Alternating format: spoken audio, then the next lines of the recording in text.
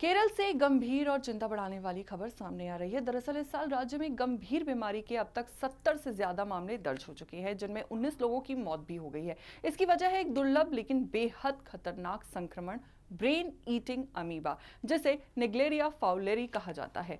ये अमीबा पानी के जरिए नाक में प्रवेश कर दिमाग को प्रभावित करता है। इस संक्रमण के बारे में और विस्तार से जानकारी के लिए जुड़े हैं हमारे साथ doctor Bhaskar Shukla, neurologist, PSRI hospital से, जो बताएंगे कि ये कैसे फैलता है और इससे कैसे बचाव किया जा सकता है। हाल ही में हमने केरला से जो खबर आ रही है कि वहाँ पे प्राइमरी एमीबिक मेनिंगोएन्सेफेलाइटिस PAM करके एक बीमारी है, जिसके काफ़ी केसेस सामने आ गए हैं। तो ये क्या है, व्हाट इज़ प्राइमरी एमीबिक मेनिंगोएन्सेफेलाइटिस?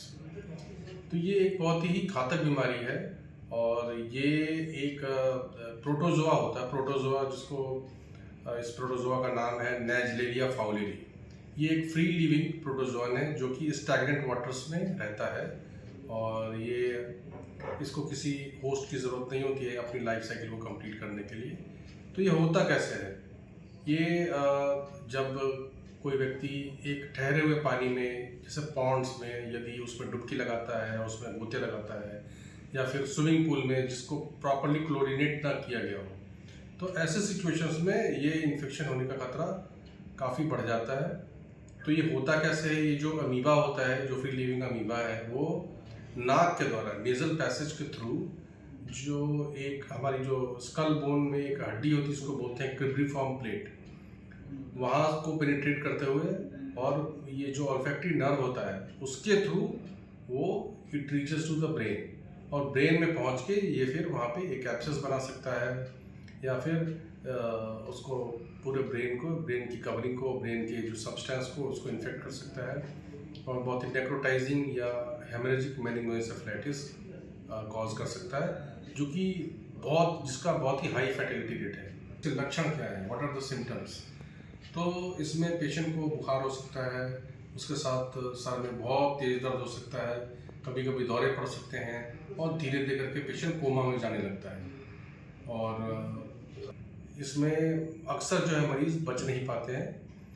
तो इसका मतलब ये है कि इसकी जो रोकथाम है, इसका प्रिवेंशन है, उस पर हमें फोकस करना चाहिए rather than treating the disease. एक बार बीमारी हो गई तो उसका ट्रीटमेंट बहुत ही मुश्किल है, और उसमें बहुत ही अर्ली और बहुत ही एग्रेसिव ट्रीटमेंट अगर हम ना प्रोवाइड करें तो पेशेंट का बचना ऑलमोस्ट इम्पॉसिबल है। और थेरेपी के साथ भी, ट्रीटमेंट के बावजूद भी पेशेंट्स की जो मोर्टेलिटी जो रेट है वो बहुत ही हाई है, very high mortality rate, almost 90%। तो इससे कैसे बचा जा सकता है? तो इसमें यही है कि कोई भी ऐसे ठहरे हुए पानी का जो भी वाटर बॉडी है, जैसे पॉन्ड्स है, ऐसे तालाब है, इनमें हम ना जाएं। और जो स्विमिंग पूल है, ये पक्का, जो स्पेशली जो पब्लिक स्विमिंग पूल है, ये इंश्योर करें, जो मैनेजमेंट है, जो अथॉरिटीज़ है, कंसर्न अथॉरिटीज़, उनको हम इस चीज़ को, we should stress the importance of properly chlorinating the swimming pools. तो इसका यही एक मात्र बचने का उपाय है कि हम इस अमीबा को पनपने ही न दें उस वाटर बॉडी में या स्विमिंग पूल में, जिसके थ्रू ये कॉन्टेमिनेशन हो सकता है। और रिंजिंग, जैसे नाक के द्वारा रिंज ना करें, है ना। और स्पेशली छोटे बच्चों को लेके इसमें सावधानी बरतने की बहुत ज़रूरत है, क्योंकि वो अक्सर इस बात को समझते नहीं हैं, वो स्विमिंग पूल में चले जाते हैं। तो मैं ये नहीं कह रहा कि बिल्कुल जिन बच्चों को स्विमिंग में इंटरेस्ट है तो उनको जाना चाहिए, but we should ensure the safety, कि जहाँ हम भेज रहे हैं वहाँ पे उसका सेफ्टी रिकॉर्ड कैसा, उसका ट्रैक रिकॉर्ड कैसा है। तो यही है।